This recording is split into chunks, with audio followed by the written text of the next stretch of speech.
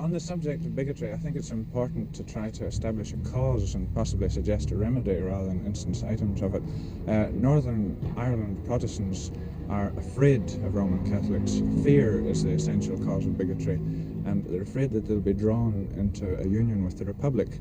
This may seem foolish to anybody living in the Republic, but basically the reason for their fear is that the Republic is a church state, and it's the laws of the church are basically the laws of the land.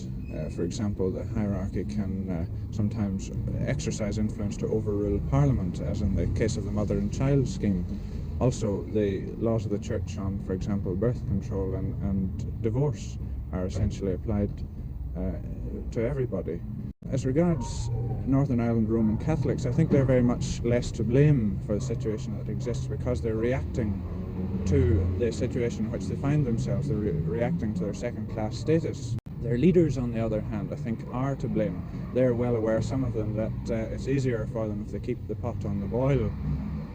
For example, they represent the question of state aid to voluntary schools as a kind of anti-Catholic plot.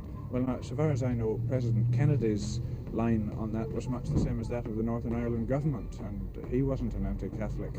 As to what can be done about it, I think it's I'm not too optimistic about this, because I think since the basic cause is fear of the Republic, the Republic will have to divorce church and state, and I'm not too happy that that's feasible at all.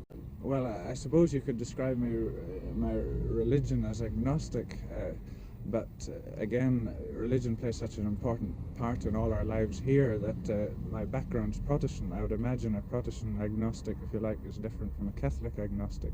Politically, I don't belong to either camp. I would favour socialism. I think the Unionist Party has far too many reactionaries, and I don't think Catholics have a decent alternative either.